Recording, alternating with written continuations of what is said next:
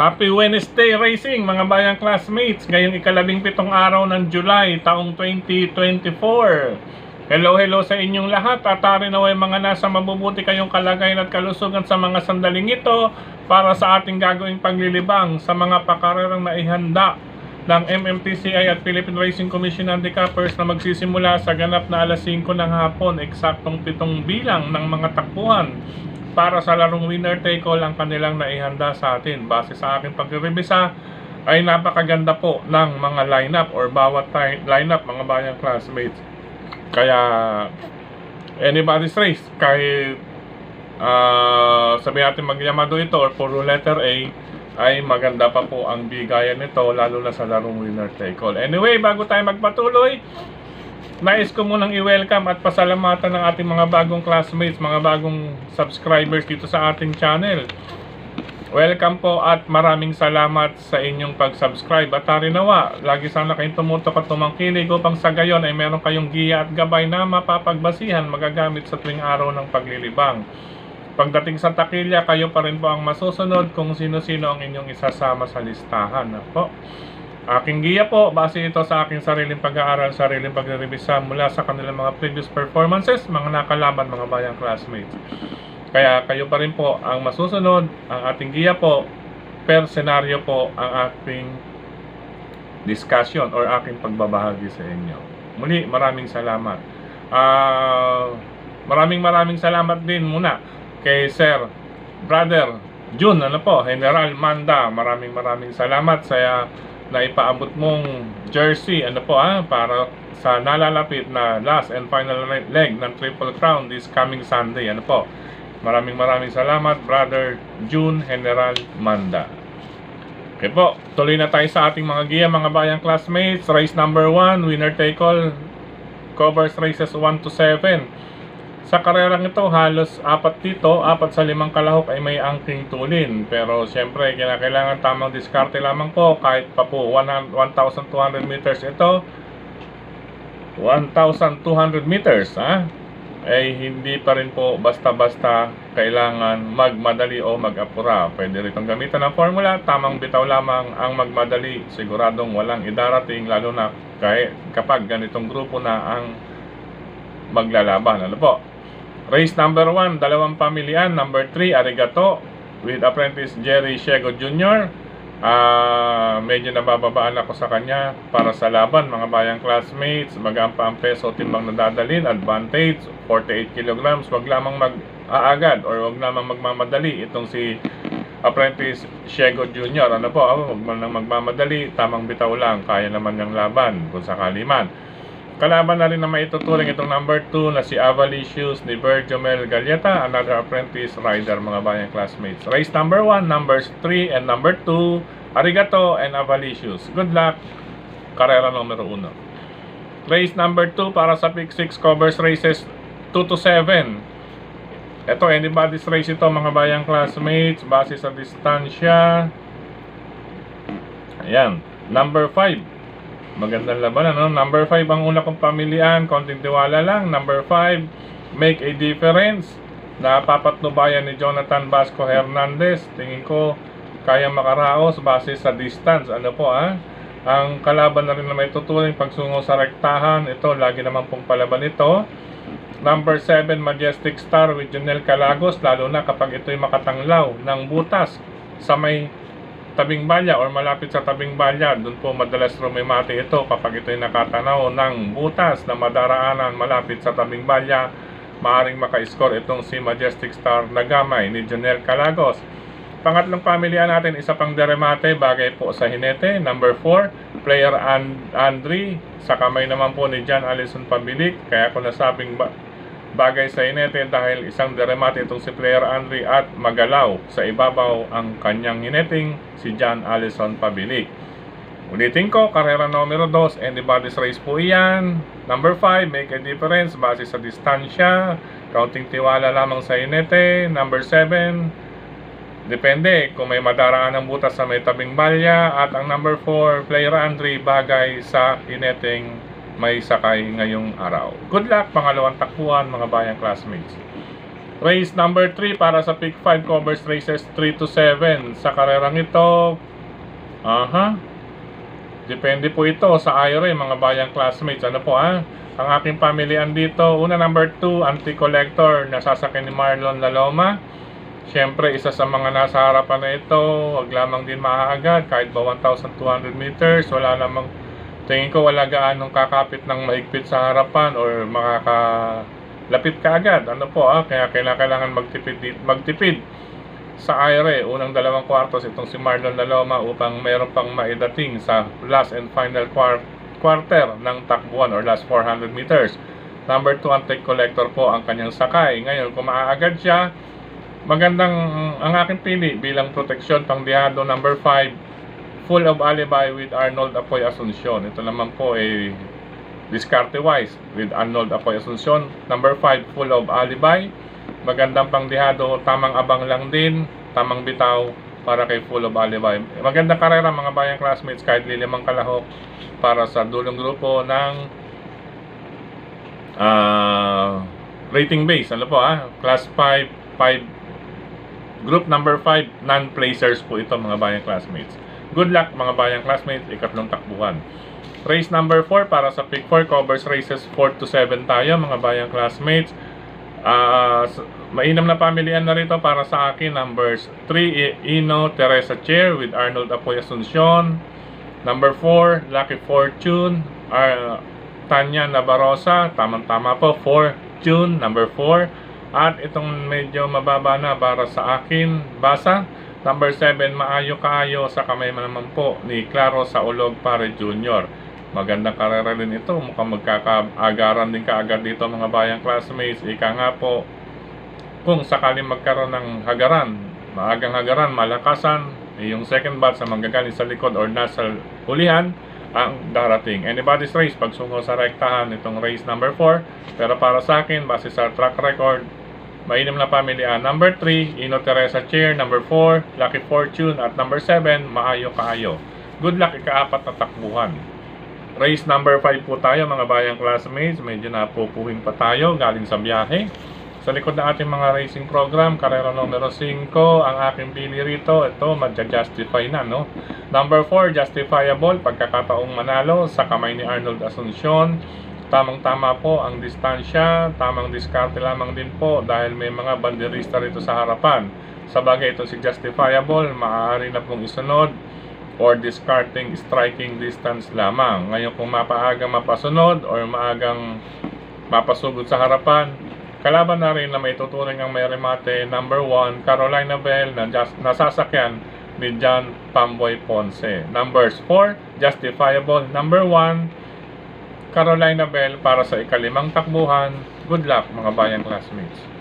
Race number 6, penultimate race. Ito, magandang grupuhan ito. Siguradong malakas din ang iron nito. Ano po 1,400 meters. Anybody's race. Pagsungaw sa rektahan. Ayan po, siguradong mapapatayo tayo rito sa ika-6 na takbuhan. It's a close finish kung sakali man itong karerang ito. Base sa aking basa, pamilihan ko. Una, number 10, Star of the Future sa kamay ni Marlon Cañete. Maganda na po ang kanyang post position. Paborito po niya magparemate or discarding labas mga bayang classmates. May tuturing na kalaban. Ito, kumbaga sa sabong, dalawa po ang tare. Couple number 8, High Honors with Mark Alvarez, kasama si Hang Luz, Unil Cortez. Isang nasa harapan, isang didiscarding remate. Ano po, si Hang Luz na isusunod na rin po ito mga bayang classmates. Hindi na po ito yung kagaya dati na pag-alisan or medya-milya ay mga nasa 5 to 6 lengths kaagad. Maganda rin pong tambalan itong number 8, High Honors at Hang Luz. Pangdagdag, kung sakali man, ito, pwede rin ito. Kaya lang nasa harapan na rin ito mga bayang classmates. Siguradong babakbak din ito sa harapan.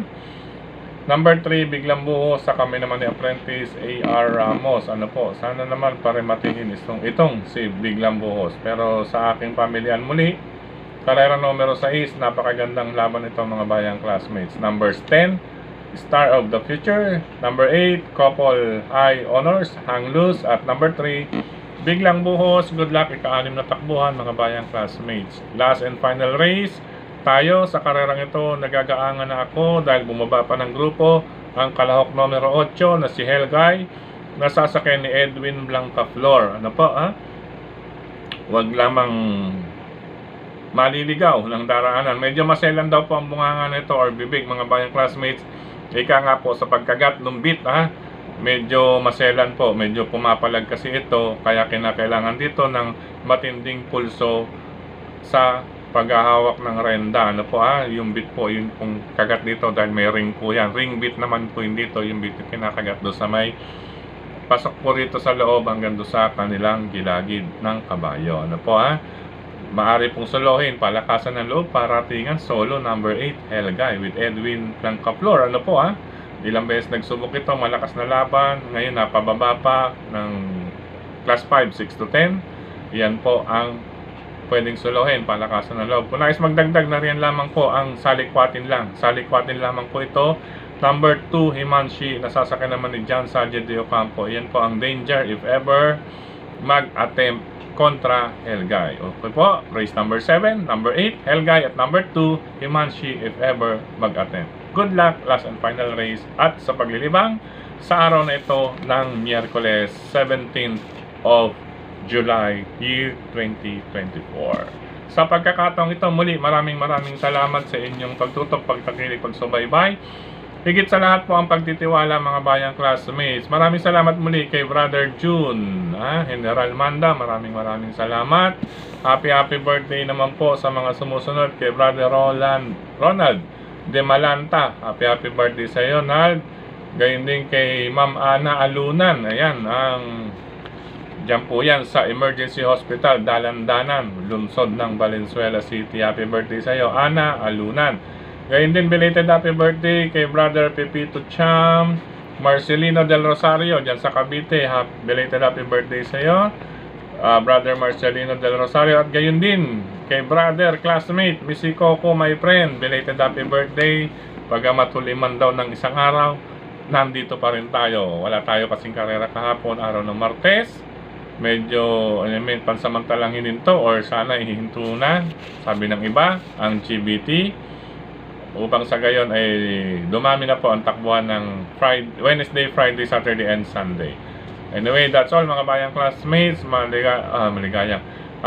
Maraming salamat din kay Sir Dennis Gonzalez, Brother Drazen Padilla, Brother Daniel Luben, kilatis programa sa Bayang Karerista. Suporta natin yan. Mula sa tanggapan ng JP Go Publishing House ni Sir Jess Go at ni Ma'am Marlene, usaping printing, dyan lamang po kayo sa JP Go Publishing House. Kontakin niyo po mga resibo, ano po sila ng BIR, accredited po or authorized silang maggawa ng mga resibo, any types or all kinds of receipt, mga bayang classmates. Ang mga usaping printing din, mga flyers, nandyan din po. JP Go Publishing House, nasa Di Aquino Street, lungsod ng Caloocan City. Pagitan po yan ng 3rd and 4th Avenues. Okay po. Maraming salamat din kay Tokayong Frederick Cabil sa pagbabahagi ng ating giya sa kanyang grupo ng mga karerista. Maraming salamat din sa lahat ng admins at members ng grupo ng karerista sa social media. Maraming salamat po sa inyong pagsubaybay, pag-like, pag-heart, pag-share, at sa mga nagko-comment kayo din dito sa ating channel mismo. Hello and happy racing din kay Congressman Marvin Rillo sa ika-4 ng distrito ng lungsod ng Quezon. Suportahan palagi Congressman Marvin Rillo po. Talagang serbisyong publiko po iyan para sa inyong nasa ika-4 na distrito lungsod ng Quezon. Gayun din, hello and happy racing kay Congressman Edward Maceda, gayun din kay Brother Edmond Maki Maceda, Rainier C. Maceda Stable po. Good luck palagi sa inyong entries. Gayun din kay Sir JC De Los Reyes, ayan po, lungsod Valenzuelanos, laging laban po yan. Gayun din kay Sir Mark Ryan Ponce, hello po sa inyo, sir. Happy birthday din nga pala sa anak ni Sir Johnny Chonloc na nagdiriwa ngayon. Happy birthday sa son or anak ni Sir Johnny Chonloc. Ayan, happy birthday. Gayun din sa mga nakikisuyo, nakikisuyong magbataya sa OTV, pasensya na po kayo. Hindi po pa rin po kayo napapagbigyan dahil meron pa pong pending na sabihin na nating sabit, mga bayang classmates, sa teller na aking pinapasukan sa mga nakikisuyong magpataya at magpa-load sa kanilang mga Fastbet account. Pasensya na po, hindi nakakahiyaman po. May pending pa po kasing sabit or kulang kay Teller Jimmy dyan sa RTO TV. Ano po, may sabit pa po sa atin ang isang kilala na vlogger din, ng isang nagbabahagi. May kulang pa po sa atin yan na nagpataya nung Father's Day pa, mga bayang classmates. Ayan po, nananawagan na rin ako sa nakisuyong nagpatayang iyan. Kung pwede, bayaran na kasi nakakaawa naman si Teller, OTB Teller Jimmy. Ano po, ayan po, dakilang P. Sana naman mahulugan mo kahit papano or mabayaran na ang pagkukulang kay OTB Teller Jimmy dyan sa RT Valenzuela City. Dakilang P, nakikiusap ako sa iyo na sana bayaran mo na ang pagkukulang. Kasi since Father's Day pa yan, mahigit isang buwan na, nakakaawa naman si Jimmy, nanghiram na sa iba, nanghiram na, patubuan pa. Ano po, umaasa po ang kanyang pamilya at kaanak sa Ilocos na kung hanggat maaari sa kanya lamang po, kasi siya lamang ang breadwinner sa kanila na nagpapadala ng kaunting kita dyan sa OTB. Maliit na nga lang ang sahod ng isang teller na nagkakaroon pa ng ganyang aberya. Ulitin ko po, dakilang P, kung pwede mabayaran na at masolve na yan. Kasi mahirap naman, mahirap paniwalaan na ikaw ay nagpataya tapos sasabihin mo hindi nagbayad sa iyo. Mahirap naman, hindi ko naman sinasagad, pero kahit pa maliit yan, maliit na halaga, 3,300, malaking halaga po yan para kay Teller Jimmy, lalo na rin po sa akin na alam mo naman, nagbabahagi lang ako, tumutulong at sumusuporta lamang ako sa bayang classmates at sa industriya ng karera. Wala tayong maipang-aabono dyan. Dakilang P, kung pwede, mabayaran na ang pagkukulang na iyan. Kilalang kilala ka naman sa industriya ng karera. Kung pwede, nakikiusap kami ni Teller Jimmy ng RTO TV na mabayaran, masolusyonan na iyan. Ano po? Kasi unang 2 linggo, sabi mo within the week, natapos ang 2 linggo. Then last week, may inaantay lang. Yun naman ay walang kasiguraduhan ang may inaantay lang. Kasi pwede namang madugtungan na wala pa. Pero sana masolusyonan. Alam ko, kayang-kaya mo yan. 3,300 lamang yan. Ano po, Sige, dakilang P, umaasa po pa rin sa aming pakiusap ni OTB Teller Jimmy, RTOTB, lungsod ng Valenzuela City. Maawa ka naman din sa tao at gayon din sa akin. At siyempre, hindi lang sa amin dalawa, sa mga nakikisuyo rin magpataya at magpa-load ng Fastbet, ay hindi natin napapagbigyan. Alam mo naman, tulong industriya lang tayo dito sa pagbablog na ito. Ulitin ko, dakilang P, kung pwede, bayaran na at masolusyonan na ang 3,300 na pagkukulang na iyan since last June 9, Father's Day po iyan, mga bayang classmates. Okay po, maraming salamat. Tari nawa, matapos na iyan. Sa pagkakataong ito, good luck and happy racing. Ingat po sa lahat ng lalabas ng tahanan, mga bayang classmates. At sa mga magtutungo ng OTB, mga riders, ingat po sa kalsada, lalo na po tag-ulan. Madulas po ang kalsada, bakibantayan na rin po ang inyong preno, makina, at lalo na po ang gulong. Ingat din po sa bawat kurbada dahil mabato kapag tag-ulan at sa mga lubak. Paki-familiarize na rin po ang daan. Okay po, happy racing po sa inyong lahat. Unang araw ng paglilibang, araw ng Miyerkules. Balasado po ang lineup, mga bayang classmates. Kayo pa rin po ang masusunod kung sino-sino ang inyong isasama sa listahan. I love you all, mga bayang classmates.